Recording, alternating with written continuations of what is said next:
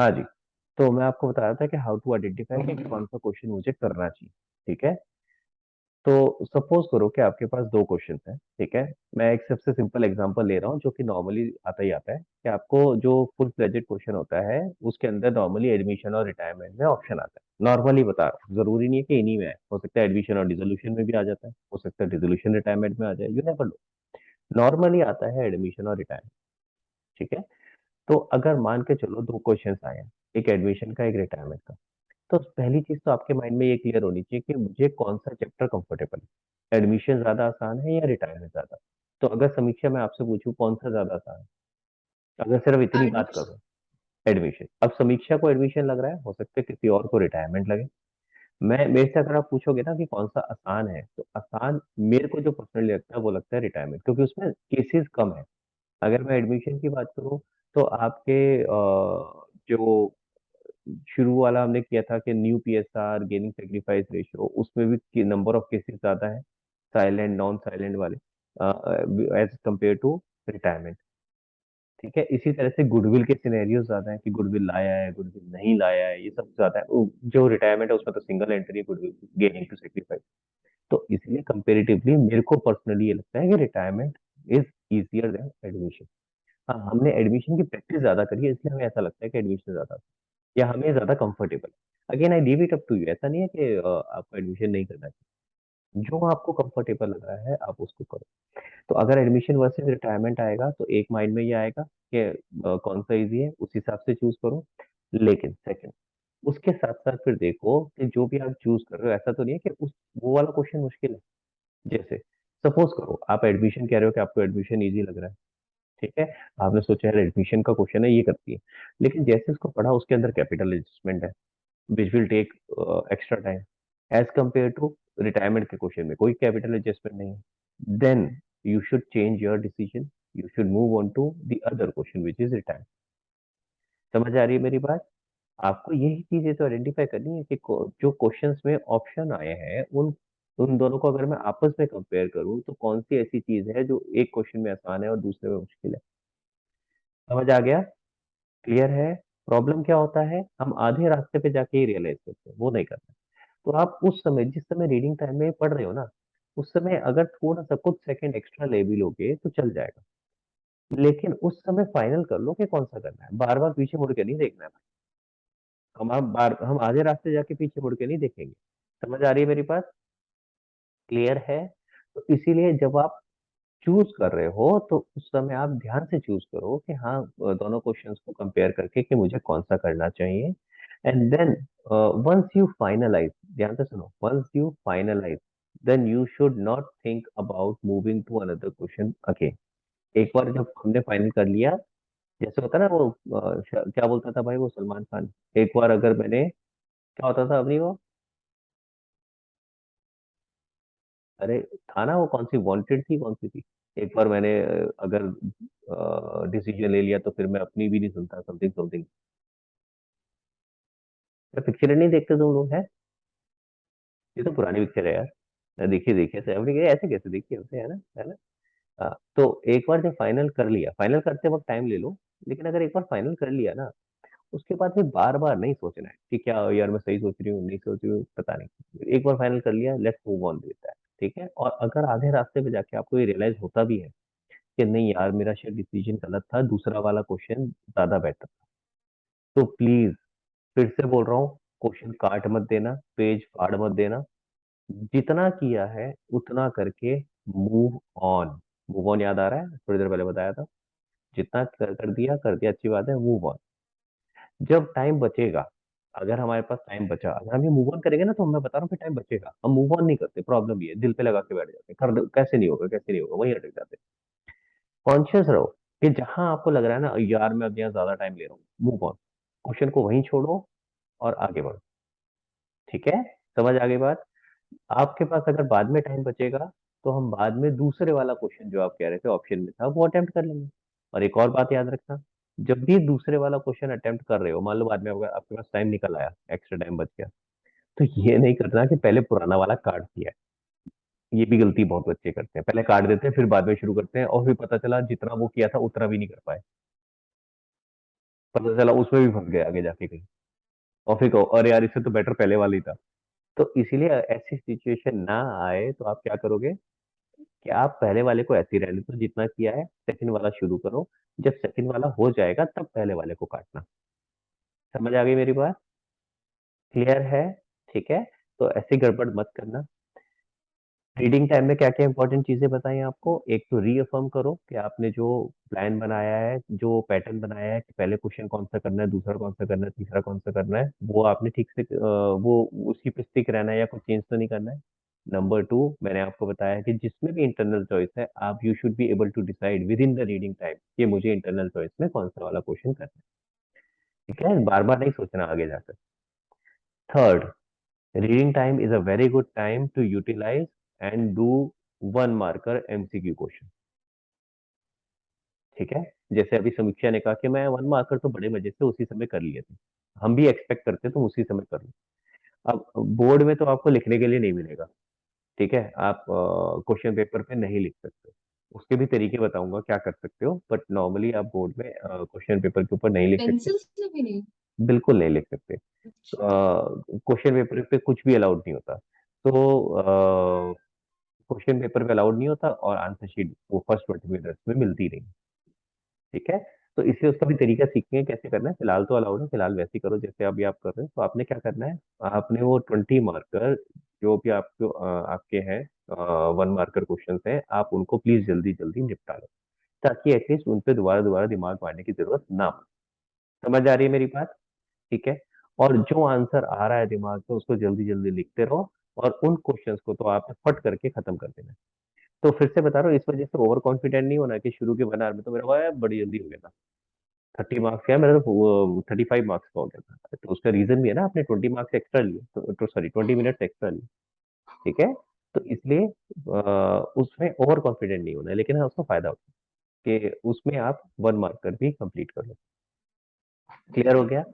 अब आपको एक मजेदार बात बताता हूँ। अगर आपने कभी ये चीज 20 मार्क्स वाली चीज प्रैक्टिस नहीं करी ना, सॉरी 20 मार्क्स क्या, 20 मिनट्स वाली चीज कि रीडिंग टाइम को कैसे यूटिलाइज करना है, अगर आपने ढंग से प्रैक्टिस नहीं किया है, then you will find these 20 minutes very long.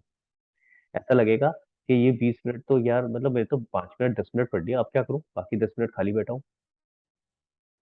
होता है समीक्षा, ऐसा हुआ था जब आप पेपर दे रहे थे शुरू के 20 मिनट में, 20 मिनट तो ऐसा लगा, 10 मिनट में ही बस क्या अब यार हो गया, पेपर दे दो यार मैं लिखना शुरू करूँ, ऐसा फील आता है। सर सर मैं तो एक्चुअली 20 मार्क कर रही थी, मेरे को तो मैं तो यूटिलाइज कर लेती हूँ, लेकिन बाकी तो ऐसे ही बैठे थे, देखा मोस्टली था। यही होता है, मैं आपको बता रहा हूँ मोस्टली क्या होता है। आप मैक्सिमम 10 मिनट, 10 मिनट भी ज्यादा ही बता रहा हूँ मैं जब आपको दूंगा ना कि चलो भाई आपके पास रीडिंग टाइम है पढ़ लो, आपको लगेगा यार 5 मिनट पढ़ लिया, 7 मिनट पढ़ लिया, अब क्या करूँ मैं बाकी टाइम, क्या बैठूं, मतलब करूँ क्या, क्योंकि मैं पढ़ रहा हूँ तो मेरा मन कर रहा है क्वेश्चन करने का, और मेरे पास आंसर शीट है नहीं, तो मैं करूँ कैसे? समझ आ रही है? तो ये एक बहुत बड़ी प्रॉब्लम होती है। तो इसको कैसे यूज, मतलब ये कैसे इसको ओवरकम करना है, वो प्रैक्टिस से आएगा। आप जितना ज्यादा इस तरह से प्रैक्टिस करोगे, उतना ज्यादा आपको समझ आएगा कि ये रीडिंग टाइम को कैसे यूटिलाइज करना है। एक और इम्पोर्टेंट चीज बता देता हूँ। एक होता है जो सबसे पहली बार आप एक क्वेश्चन को पढ़ते हो ना, किसी भी क्वेश्चन को फर्स्ट टाइम, फर्स्ट रीडिंग, वो सबसे इंपॉर्टेंट रीडिंग होती है, क्योंकि वो सबसे केयरफुल रीडिंग होती है। आप उसको ध्यान से पढ़ रहे हो। अगर उसी चीज को मैं कहूँगा ना दोबारा पढ़ लो, तो आप आधी चीजें तो इग्नोर मार जाओगे, क्योंकि ये तो मैंने पढ़ लिया है, दोबारा पढ़ने का मन ही नहीं करेगा। तो इसीलिए जब आप पहली बार वो 20 मिनट्स में पढ़ रहे होते हो ना, तो केयरफुल रहो कि कौन सी इंपॉर्टेंट चीज है उस क्वेश्चन के अंदर। सपोज आपका फंडामेंटल्स का क्वेश्चन है, और उसके अंदर मुझे पास्ट एडजस्टमेंट करना है, तो मुझे पता होना चाहिए कि मेरी क्या इंपॉर्टेंट चीजें हैं। सबसे पहली चीज होनी चाहिए कि गलती क्या हुई है, रॉन्ग वाला क्वेश्चन है या ओमिशन वाला है। ठीक है, तो आप साइड में हल्का सा ओ या डब्ल्यू लिख सकते हो, ताकि बार बार दोबारा से क्वेश्चन को पढ़ के ये मेरे को आइडेंटिफाई करने की जरूरत ना पड़े कि ये ओमिशन है या रॉन्ग। आ रही है बात समझ में? तो जब फर्स्ट टाइम पढ़ा उसी समय आपने ये चीज लिख ली हल्की सी साइड में, ताकि जब आप करने आओगे तो फिर दोबारा सोचने की जरूरत नहीं है, फिर मुझे क्लियर है कि करना क्या है। दूसरी इंपॉर्टेंट चीज, फिक्स्ड कैपिटल है फ्लक्चुएटिंग, बहुत इंपॉर्टेंट चीज है। पूरा आंसर गलत हो जाता है, क्यों तनिषा? है कैपिटल की, करंट की जगह कैपिटल लिख के आ जाते हैं, करा था। बहुत गलतियां करी है बेटा तूने अभी इस पेपर में, बहुत ज्यादा। और यही फायदा है पेपर लेने का, अगर आप पेपर देते हो तो पता चलता है कहाँ कहाँ गलतियां करें। समझ में आया? मैंने आपको लिख के भेजी है गलतियां इतनी सारी, हर क्वेश्चन में ऑलमोस्ट सिर्फ 2 क्वेश्चन ठीक हुए हैं पूरी तरह से, बाकी सारे क्वेश्चंस में गलतियां हैं। तो उन सारी गलतियों को देखो, और अगर कुछ समझ नहीं आ रहा है तो मुझसे पूछो। ठीक है? क्लियर है? तो हाँ जी गाइस, तो इसीलिए इस बात को याद रखना है, जब आप पहली बार क्वेश्चन को पढ़ रहे हो, जब आप पहली बार क्वेश्चन को पढ़ रहे हो तो ऐसे केस में जो भी इंपॉर्टेंट चीजें दिख रही है उसको हाथ के हाथ अंडरलाइन करके सुनो। अगर कुछ शॉर्ट में जैसे मैंने लिखा ओमिशन या रॉन्ग, तो ओ या डब्ल्यू लिख लिया साइड में। या जैसे फिक्स्ड या फ्लक्चुएटिंग की चीज है तो साइड में अगर फिक्स दिख गया, देखो नॉर्मली तो फ्लक्चुएटिंग होता है, अगर फिक्स दिख गया या करंट अकाउंट दिख गया तो उसको हल्का सा अंडरलाइन करो, ताकि जब नेक्स्ट टाइम वो क्वेश्चन पढ़ने आओ तो ऑटोमेटिकली वो अंडरलाइन दिखाई दे और मुझे याद रहे कि मुझे क्या करना है। सिमिलरली अगर मान लो 8 मार्कर क्वेश्चन में जर्नल एंट्रीज करनी है, तो जर्नल एंट्री को अंडरलाइन कर लो, नहीं तो फिर से आओगे और फिर पता है क्या करोगे, revaluation account, partner capital account, balance sheet बनाने बैठ जाओगे। तो ये जो इंपॉर्टेंट चीजें दिख रही है ना, जहाँ गलतियां होती हैं, जहाँ गड़बड़ होती है, उनको फर्स्ट टाइम जब रीड करते हो उसी समय अंडरलाइन कर लिया। सेकंड टाइम जब आप पढ़ने आते हो तो आप कॉन्शियस नहीं होगे। सिमिलरली अगर मुझे इंटरेस्ट ऑन ड्राइंग निकालना है, क्वेश्चन के अंदर पर एनम नहीं लिखा है, याद आ रहा है? अलग अलग केसेस होते थे, सिर्फ लिखा है 12%, तो उसको अंडरलाइन कर लो कि भाई यहाँ पर एनम नहीं है। तो ये इंपॉर्टेंट चीजें हैं, आपको अब आइडेंटिफाई होनी शुरू हो जानी चाहिए कि हाँ क्वेश्चन में मुझे किन चीजों को ध्यान देना है, किन चीजों के ऊपर फोकस करना है। समझ आ रहा है मेरी बात? ठीक है। सो 20, जो शुरू के 20 मिनट्स है उसके अंदर आपको क्या करना है, सबसे पहले एक तो आपको अपना ऑर्डर आइडेंटिफाई करना है कि हाँ, किस ऑर्डर में मुझे क्वेश्चंस करने हैं, पहले कौन सा, दूसरा कौन सा, तीसरा कौन सा। ठीक है। सेकंड चीज आपको अपनी आइडेंटिफाई करनी है कि जिन भी क्वेश्चंस में चॉइस है उसमें से कौन सा चूज करना है। तीसरा आपको आइडेंटिफाई करना है important points in any question, जितने भी क्वेश्चन है इन एवरी क्वेश्चन क्या क्या इंपॉर्टेंट पॉइंट्स है। क्लियर हो गया? ये चीज आइडेंटिफाई करनी है, 20 मार्क्स को, जो 20 मिनट्स है उसको ढंग से यूटिलाइज करना है। और चौथा क्या था? चौथा था आपको जो एमसीक्यू या जो भी 1 मार्कर क्वेश्चन है वो आपको 20 मिनट्स के अंदर निपटाना है। तो ये 4 इंपॉर्टेंट चीजें मैंने आपको बताई हैं जो 20 मिनट्स के अंदर आपको करनी है। क्लियर हो गया गाइस? हाँ जी, सबको क्लियर है? तो सबसे पहले एक तो 20 मार्क्स को कैसे यूटिलाइज करना है ये ध्यान रखना है, फिर आप अपना हर एक घंटे का टारगेट लेके चलो कि हर घंटे में मेरे 30 मार्क्स के क्वेश्चन हो जाने चाहिए। अभी आपने पहला पेपर दिया है, इसलिए आपको पता नहीं था कि पैटर्न कैसा आता है। अब आपको पैटर्न समझ में आना शुरू हो रहा है। जब आप आगे पेपर दोगे तो भी सिमिलर पैटर्न आने वाला है, और नहीं तो आप पैटर्न पूछ भी सकते हो। जिन्होंने पेपर नहीं दिया अवनी, आप लोग पूछ सकते हो कि मैम कितने मार्क्स के कितने क्वेश्चन आएंगे, 1 मार्कर कितने आएंगे, 3 मार्कर कितने आएंगे, 8 मार्कर, 6 मार्कर कितने आएंगे। समझ आ रही है मेरी बात? बोर्ड का ऑलमोस्ट फाइनलाइज होता है कि कितने कितने मार्क्स के कितने क्वेश्चन आएंगे। ठीक है। तो उससे फायदा क्या होगा, मैं नंबर ऑफ क्वेश्चन से भी लेके चल सकता हूँ कि जैसे सपोज करो पहले 20 मार्क्स के क्वेश्चन आएंगे 1 मार्कर, पहले 20 क्वेश्चन 1 मार्कर आएंगे सपोज। ठीक है। तो और उसके बाद 3 मार्क्स के क्वेश्चन होंगे, तीन। मैं एग्जांपल लेके चलता हूँ, तो पहले 20 क्वेश्चन अगर मैंने करे तो 20 मार्क्स के तो वो हो गए। तो उसके बाद अगर मैं 3 क्वेश्चन 3 3 मार्क्स के कर लेता हूँ तो 9 मार्क्स के वो हो गए। तो ऑटोमेटिकली 29 क्वेश्चन अगर मेरे दिमाग में रहेंगे, 29 30 क्वेश्चन करने विद इन 1 आवर, तो आप सीधा सीधा कैलकुलेट कर पाओगे। आपको एक एक करके टोटल करने की जरूरत नहीं है 1 घंटे बाद। अरे भाई पहले के इतने, दूसरा तीसरा चौथा, ऐसे टोटल करने बैठ गया मैं कि भाई कितने मार्क्स के मेरे क्वेश्चन हुए हैं। ऑटोमेटिकली आप आइडिया लगा सकते हो कि मेरे कितने क्वेश्चन फर्स्ट आवर में होने चाहिए। मैंने हालांकि टारगेट आपका क्या रखा, मार्क्स के ऊपर, लेकिन अगर आपको पैटर्न पता है तो आप पहले से ही सोच के जा सकते हो कि मेरे फर्स्ट आवर में कितने क्वेश्चन हो जाए। समझ आ रही है मेरी बात? क्लियर है? हाँ जी, सबको समझ में आ रहा है? और कोई चीज समीक्षा जो आपको लगा कि हाँ यार ये चीज मैंने गलती करी थी, ये चीज मुझे ध्यान देनी चाहिए थी, अगर मैं ध्यान देती तो शायद बेटर हो जाता पेपर। सर मुझे ऐसा लग रहा था कि मुझे पहले जो एमसीक्यू कर लिए थे वो पेपर में नहीं लिखने चाहिए थे, और लास्ट वाले पहले बैलेंस शीट्स कर लेनी चाहिए थी फ्रेश माइंड से। तो सर नहीं वैसे कर। सॉरी, मैं इसको एग्री नहीं करूंगा, क्योंकि जो कर लिया है उसको तो दिमाग ही नहीं लगाना, तो उसको क्यों नहीं करूं मैं पहले? उसकी वजह से लेट नहीं हुए हो तो आई थिंक कहीं ना कहीं आप अभी भी गलत समझते हो, उसकी वजह से थोड़ी ना लेट हुए। मुझे एक बात बताओ, जो आपने 20 मार्क्स के एमसीक्यू कर लिए, ये तो वो वाली बात होगी ना, पता चला वो जो एंड में पेपर छूटा बैलेंस शीट वाला, और ये 20 मार्क्स वाले लिखने छूट जाते तो क्या होता? तो वो जो 20 मार्क्स का जो मैंने 20 मिनट यूटिलाइज किए थे वो भी वेस्ट हो जाते। तो उसको थोड़ी ना यस छोड़ना सर। पहले यार। आप फिर से समझो, गलती वहां थोड़ी ना हुई है, टाइम वहां थोड़ी ना वेस्ट हुआ है। कि जो आपने एमसीक्यू लिख के लिखने में थोड़ी ना टाइम लगा। टाइम तो और किसी क्वेश्चन में आपका यूज हुआ, कहीं और टाइम लग गया। ठीक है। तो इसलिए इस बात को ध्यान दो कि कहाँ पे टाइम लगा। आप दोबारा से रिविजिट करो अपने पेपर को। ठीक है। दोबारा रिविजिट करना, अभी क्लास के बाद एक बार दोबारा से नजर मारना और देखना कि कौन सा क्वेश्चन था जहां मैंने ज्यादा टाइम लगाया, कहाँ अटक गई थी मैं। समझ रहे हो मेरी बात?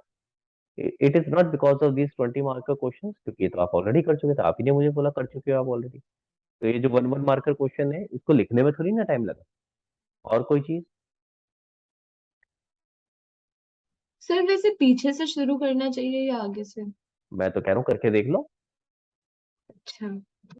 जब आप आगे से करते हो तो पीछे का क्वेश्चन छूटता है तो बड़ा दुख होता है, फिर लगता है हाय मेरे पीछे से करना चाहिए। जब पीछे से करोगे, जब आगे के क्वेश्चन छूटेंगे तो लगेगा आगे से करना चाहिए।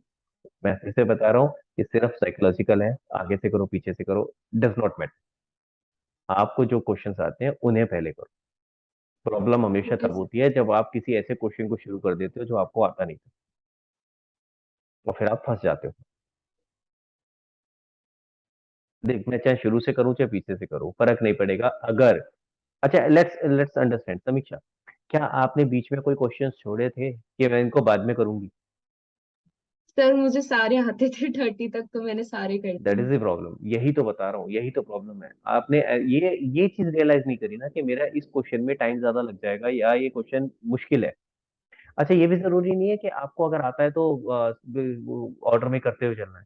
अगर आपको दिख रहा है कि यार ये वाला क्वेश्चन मुश्किल है, इसमें टाइम लग जाएगा, मेरा टाइम बहुत वेस्ट होने वाला है, इट्स नॉट अबाउट कि आता है कि नहीं आता, इट्स ऑल्सो अबाउट कि टाइम कितना लग रहा है उसमें। अगर मुझे दिख रहा है कि सपोज करो क्वेश्चन नंबर 7 है, मैं एक एग्जांपल लेके चलता हूँ, क्वेश्चन नंबर 7 बीच में आ गया, फास्ट एडजस्टमेंट का क्वेश्चन है, और मेरे पास ध्यान से सुनना, सिंपल सा एग्जांपल दे रहा हूँ। फास्ट एडजस्टमेंट का क्वेश्चन है जिसके अंदर इंटरेस्ट ऑन कैपिटल कैलकुलेट करना है, और वो भी केस नंबर 3 के साथ। यानी कौन सा केस हो गया जिसमें पहले क्लोजिंग से ओपनिंग निकालो। करो बैठ के, कर लो। दो जगह फंसोगे, पहली चीज, एक तो टाइम वेस्ट होगा, टाइम बहुत लगेगा उसके अंदर, जितने मार्क्स का क्वेश्चन नहीं है उससे ज्यादा टाइम आप टाइम और एनर्जी लगा दोगे। और नंबर 2, कोई गारंटी नहीं है कि आपका ठीक हो। तो at the end of the day, क्या बेटर ऑप्शन है कि इसको बाद में करें? मैं ये नहीं कह रहा इसको छोड़ दो, बाद में करेंगे यार। जो दिख रहा है कि मुश्किल क्वेश्चन है यार, उसको पहले क्यों उठा दो? आप उसको पहले उठा लोगे और बाद में फिर आके ये बोलोगे जो अभी आपने बोला था, सर 8 मार्क्स का क्वेश्चन छूट गया जो कि आसान था। तो भाई उसको पहले करो ना यार। अगेन फिर से रिपीट कर रहा हूँ समीक्षा, इट इज नॉट अबाउट कि आप आगे से शुरू कर रहे हो या पीछे से शुरू कर रहे हो, इट इज अबाउट आइडेंटिफाइंग के कौन से क्वेश्चन आपको नहीं आते या कौन से क्वेश्चन मुश्किल है, उन्हें बाद में करो।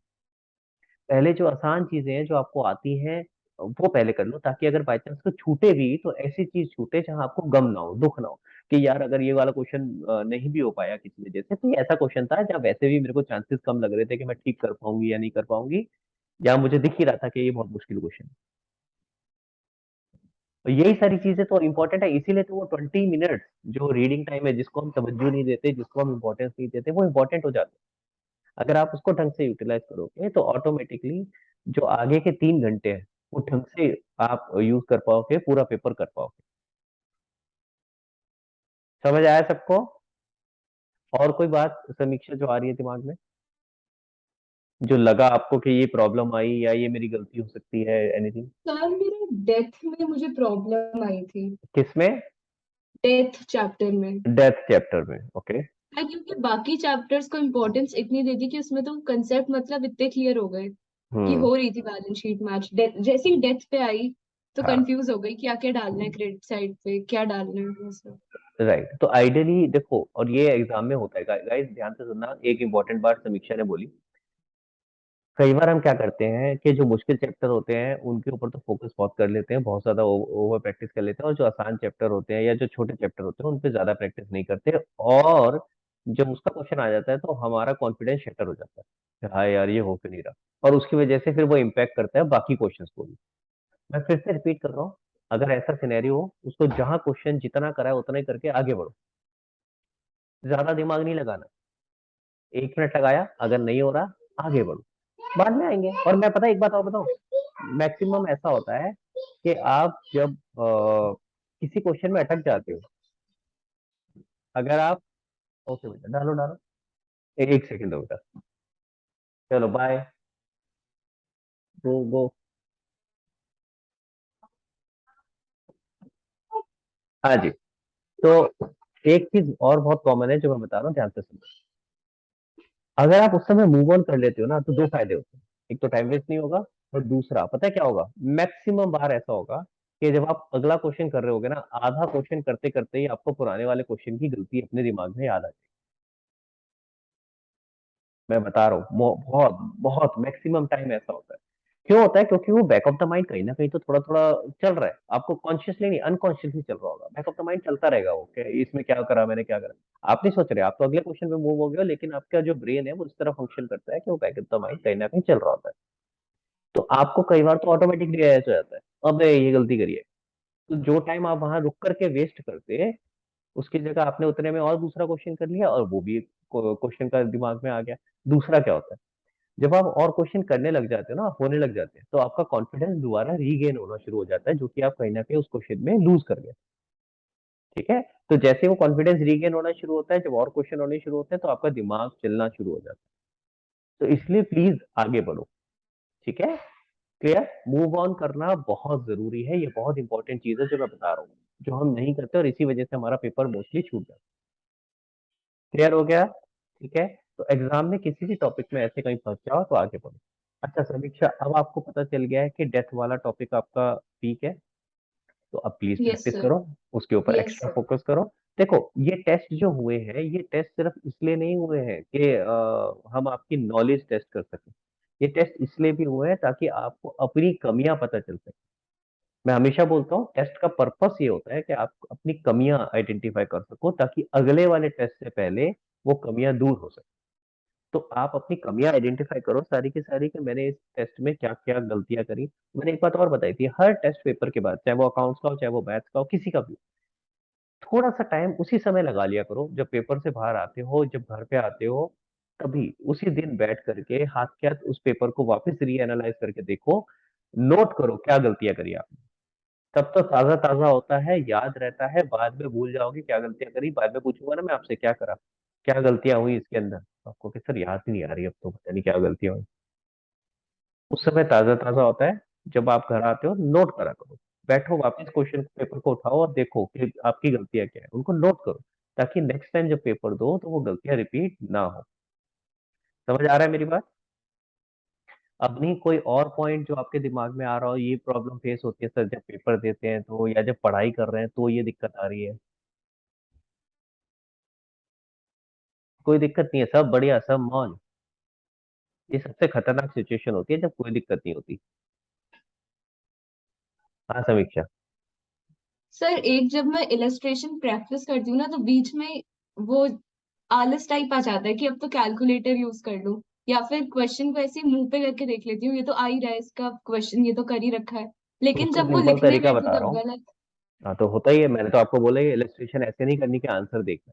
तो उसका सिंपल तरीका, दो तरीके बता रहा हूँ। एक तरीका तो यह है कि उसकी फोटो खींच ली। अगर आपको लगता है ना आपसे कंट्रोल नहीं हो रहा, वो आप जो आंसर छुपा रखा है आप उसको देख ही लोगे, तो इट इज बेटर कि आपने बुक में से उस क्वेश्चन की, सिर्फ क्वेश्चन क्वेश्चन की फोटो खींच ली, एंड बुक को साइड में रख दिया। तो जब बुक मेरे पास होगी ही नहीं तो मैं आंसर देखूंगा ही नहीं, फिर मेरी मजबूरी है, मुझे करना ही पड़ेगा। और दूसरा, अगर कैलकुलेटर यूज करने की इच्छा हो रही है, तो कैलकुलेटर को मम्मी के पास पकड़ाया हो और मम्मी को बोल दो कि मैं जितना मर्जी मांगू आप देना नहीं। सेम चीज, अगर कैलकुलेटर फोन के अंदर है तो फोन दूसरा यूज कर लो। देखो फोन का तो सिंपल मैं आपको बता रहा हूँ, जितना जल्दी आपको ये रियलाइज होगा ना, ये जो स्मार्टफोन है ये आपके लिए अच्छी चीज नहीं है, ये आपके लिए बुरी चीज है। अच्छे से ज्यादा बुरी चीज है, क्योंकि आपका टाइम बहुत वेस्ट होता है इसके साथ। तो जब आप फोकस करके पढ़ाई करनी होती है ना, तो ये स्मार्टफोन को आपको बंद करके दे देना चाहिए, मम्मी को दे देना चाहिए, मैं फ्रेंकली बता रहा हूँ। कोई फर्क नहीं पड़ता, 1 घंटा 2 घंटा जब फोकस करके पढ़ रहे हो तब दे दो, 2 घंटे बाद दोबारा ले लो, फिर चाहे आप 15-20 मिनट लगा लो उसके ऊपर, चलेगा। लेकिन जिस समय पढ़ाई कर रहे हो फोकस करके, तो उस समय बंद करके दे देना चाहिए। और अपने फ्रेंड्स को बता दो कि भाई अगर कोई इमरजेंसी है कुछ है, तो मम्मी का नंबर ये है, मम्मी को फोन कर देना, अगर मेरा फोन रीचेबल नहीं हो या मैं रिप्लाई नहीं कर रहा, तो इसका मतलब मैं पढ़ रहा हूँ, सीधी सी बात है भाई। कोई इमरजेंसी है तो उनको फोन कर लो, वो बता देंगे मुझे आगे। समझ आ रही है मेरी बात? क्लियर हुआ? तो this is a good point समीक्षा, जो आपने बोला, ये बहुत होता है, और मैंने इसीलिए बोला था इलस्ट्रेशन सीधा पढ़नी नहीं है, करके देखिए, हो जाएगा सॉल्व इस तरीके से। और बताओ, और कोई yes sir. Problem? Any other problem which you are facing? Sir multiple book follow करना पता नहीं आदत लग चुकी है, इतने सैम्पल पेपर्स इतनी बुक्स करती हूँ। टीएस वो ग्रेवाल भी कर ली 2 बार। ओके, तो ये बुरी बात नहीं है, ये तो अच्छी बात है। जितनी ज्यादा आप बुक और या जितने ज्यादा क्वेश्चन प्रैक्टिस करोगे, उतना ज्यादा आप शार्प हो जाओगे उन कॉन्सेप्ट में, तो वो बुरा नहीं है, वो अच्छी चीज है। मैं तो उल्टा खुद हमेशा आपको बोलता हूँ कि हम टीएस ग्रेवाल को बेस लेके चल रहे हैं समझने के लिए, पर हम वहां तक रिस्ट्रिक्ट नहीं करेंगे अपने आप को। आपको जितने क्वेश्चन, जितने सैंपल पेपर, जितने बुक्स और करने का अपॉर्चुनिटी मिलती है, जितने कर सकते हो करो, ये तो अच्छी चीज है। उससे आप अपने आप को और पक्का कर रहे हो। अकाउंट्स और मैथ, ये दो ऐसे सब्जेक्ट हैं जो जितना ज्यादा प्रैक्टिस करोगे उतना ज्यादा समझ आएगा, पढ़ने से नहीं आएगा। जैसे मैं अभी आपको ये सब बता रहा हूँ, ये सिर्फ सुनने से नहीं आएगा, जब तक इस चीज को अपने हाथ से प्रैक्टिस नहीं करोगे ना, नहीं होगा। जब तक आप ये रीडिंग टाइम का इस तरीके से, जो मैं बोल रहा हूँ, जो पेपर नहीं दोगे, अब आप अभी आप अकाउंट्स का पेपर होगा स्कूल में, उससे पहले आप 80 मार्क्स का खुद पेपर दो। समझ आ रही है मेरी बात? ठीक है, 3 घंटे खुद बैठ करके पेपर दो, 20 मिनट का रीडिंग टाइम लो। मैं बता रहा हूँ 5 मिनट नहीं होंगे, आपको लगेगा है यार ये 20 मिनट में करूंगा क्या मैं, रियलाइज हो जाएगा जो मैं बोल रहा हूँ। अभी समीक्षा आपका पेपर हुआ है, आपने ग्रुप पे डाला है जो पेपर हुआ है? सब वृंदा ने डाल दिया। डाला है ना? भाई देखो, हाँ। वृंदा ने 3 पेपर डाले हैं, आई है ना? तो आपके पास इतनी अच्छी चीज है यार, इतनी अच्छी अपॉर्चुनिटी है, ये वाले पेपर प्रैक्टिस करो, यूज इट, यूटिलाइज इट। समझ आ रहा है मेरी बात? बिल्कुल वैसे ही करो जैसे आप एग्जाम में करते, यानी आप 3 घंटे निकाल करके बैठो, आपने तैयारी कर ली, 3 घंटे निकाल करके बैठो, 3 घंटे 20 मिनट इनफैक्ट, तो पहले 20 मिनट का रीडिंग टाइम लो, जैसे मैंने चीजें बताई वो रीडिंग टाइम में करके देखो, फिर अगली क्लास में आके मुझे बताना कि सर ये प्रॉब्लम आ रही है, बताओ मैं कैसे करूँ। I will be able to solve you, but जब तक वो करोगे नहीं, प्रॉब्लम ही नहीं समझ आएगी। जो अभी अभी मैं पूछ रहा ना, कोई प्रॉब्लम आ रही है, आपने कहा नहीं, जब आप करोगे तो पता चलेगा प्रॉब्लम क्या है। बहुत प्रॉब्लम निकलेंगी, एक नहीं बहुत सारी आएंगी, तो आपको वो चीजें करनी होगी। ठीक है? क्लियर हुआ? चलो लास्ट एक बात प्रथम से भी पूछ लेते हैं। प्रथम, कोई और दिक्कत, कुछ दिमाग में कोई डाउट आ रहा है, या something which is coming in your mind कि सर ये प्रॉब्लम आती है या ये दिक्कत आ रही है रिवीजन करते वक्त?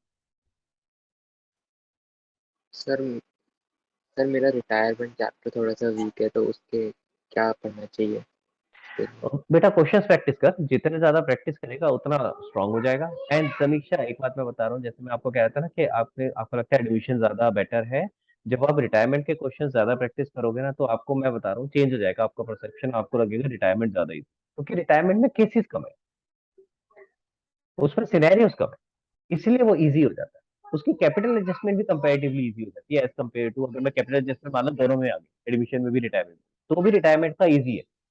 जब आप प्रैक्टिस करोगे तो आपको ये चीज रियलाइज हो जाएगी। बट स्टिल अगर आपको एडमिशन इजी लगेगा तो एडमिशन कर लेना, उसमें कोई वो नहीं है कि मुझे आसान लग रहा है या मैं बोल रहा हूँ तो वही करना है, नहीं। But I am just trying to say, जितना ज्यादा प्रैक्टिस करोगे, आपने अभी चेंज इन पीएसआर और रिटायरमेंट की प्रैक्टिस कम की है, एडमिशन की ज्यादा की। So you should practice these chapters more now going forward, इनके ऊपर ज्यादा फोकस करो। जब प्रैक्टिस करनी हो तो इनको उठाओ। प्रथम, रिटायरमेंट का जैसे आपने बोला कि अभी आपको उतना कॉन्फिडेंस नहीं है, तो उसका सिंपल तरीका है भाई, उसके हमने सारे क्वेश्चन तो किए नहीं रिटायरमेंट के, if I am not wrong, तो आप सारे क्वेश्चंस करना शुरू करो। प्लस जैसे अभी समीक्षा ने कहा, दूसरी बुक ले लो, दूसरी बुक से क्वेश्चंस करना शुरू करो। देख सिंपल सा है यार, जितने क्वेश्चन करेगा उतना ज्यादा कॉन्सेप्ट क्लियर होगा। जो डाउट्स आएंगे वो मेरे से पूछो, मैं बैठा हूँ, मैं बताऊंगा। समझ रहे हैं मेरी बात? ठीक है, तो जिन चैप्टर्स में कॉन्फिडेंस नहीं है, उसका कॉन्फिडेंस बिल्डअप करने का सिंपल तरीका है, जितना ज्यादा प्रैक्टिस करोगे उतना ज्यादा कॉन्फिडेंस अपने आप बिल्डअप हो जाएगा। और कोई बात प्रथम? नहीं सर। तनीषा, एनीथिंग? कोई दिक्कत आ रही हो अभी रिवाइज करते वक्त? इतनी गलतियां क्यों हो रही है, क्या लग रहा है तेरे को, इतनी गलतियां क्यों हो रही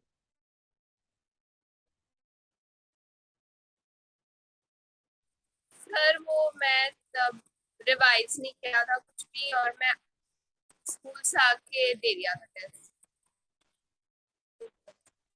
तो कुछ पता है रिवाइज। आपका, नहीं मैं समझ गया तेरी बात, एंड इट इज गुड कि आपने खुद रियलाइज किया कि रिवीजन नहीं हुई थी अच्छे से। तो अब दो चीजें करो भाई। देखो सबसे पहली चीज, अब और देख, फायदा हुआ ना पेपर देने का। अब आपको पता चला गया ना कि कहाँ कहाँ गलतियां हो रही है, कौन से एरियाज है जिनको ध्यान रखना है, तो रिवीजन करते वक्त उन पे फोकस कर रहा है। तो जो मैं आपसे कहा था ना कि इट्स नॉट अबाउट कि आपके कितने मार्क्स आ रहे हैं, इट्स मोर अबाउट कि आप गलतियां कहाँ कर रहे हो वो पता चले। तो पेपर देने से हमेशा ही फायदा होता है। अवनी, प्रथम, आप लोगों ने भी पेपर नहीं दिया, जितना जल्दी दोगे उतना ज्यादा आपको पता चलेगा कि कहाँ पे गलतियां हो रही है। जैसे तनिषा ने दिया तो पता चला ना क्या है, यहाँ गलतियां हो रही है, कि मुझे अभी रिवीजन अच्छे से करनी है, अभी रिवीजन नहीं है। नहीं तो पता क्या होता है, ये होता है, अरे आती है चीजें, आती ओवर कॉन्फिडेंस। जब करोगे तो पता चलेगा। तो जितना ज्यादा प्रैक्टिस करोगे, जितना ज्यादा पेपर दोगे, उतना अच्छा है। ठीक है, चलो तो आज की क्लास यहीं खत्म करते हैं। एंड गाइस, मैक्सिमम मैं नेक्स्ट क्लास तक और आपके डाउट्स ले सकता हूँ, तो आपके जो भी डाउट्स हैं, जो भी क्वेरीज हैं, आप मेरे से पूछ सकते हो। नेक्स्ट वीक से हम लोग नया टॉपिक शुरू करेंगे ही करेंगे। चाहे मैं थोड़ा स्लो चल लूंगा समीक्षा, लेकिन टॉपिक तो जरूर शुरू करेंगे, नहीं तो हम बहुत पीछे रह जाएंगे। ऑलरेडी ये वाला महीना हमने अभी तक कुछ नहीं किया है, 14th हो गई है।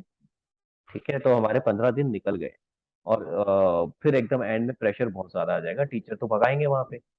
फिर आपका अगला टेस्ट आएगा, उसमें कुछ नहीं आता होगा। तो इसलिए इट इज बेटर कि हम लोग जितना जल्दी अब शुरू कर सकते हैं करें। सो नेक्स्ट क्लास मैक्सिमम मैं आपके लूंगा। अगर कोई डाउट्स होंगे, अगर डाउट्स नहीं होंगे तो नेक्स्ट क्लास से शुरू करेंगे फिर नया टॉपिक। ठीक है, आई चलो। सर, आपने बैलेंस शीट वाला टॉपिक एक भेजा था, वो करना है?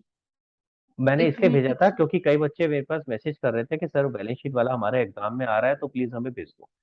अगर आप देख सकते हो वीडियो तो बहुत अच्छी बात है, देख लो पहले एक बार, ताकि आपका एक लेवल तो समझ में आ जाएगा। बाकी मैं आपको उस क्लास में भी करा दूंगा, क्योंकि बैलेंस शीट वाला टॉपिक थोड़ा सा मुश्किल होता है, एकदम से समझ नहीं आता। तो अगर आप पहले वीडियो देख सकते हो, if you have time, it is better कि आप एक बार देख लो और उसकी प्रैक्टिस करके देखो। ठीक है, ओके सर। फिर बाकी मैं जब क्लास लूंगा तो क्लास में एक बार करा दूंगा। चलो guys, okay, thank you so much guys. Take care और अपने प्रैक्टिस करो और अच्छे से पेपर देकर। ठीक है, all the best, bye everyone.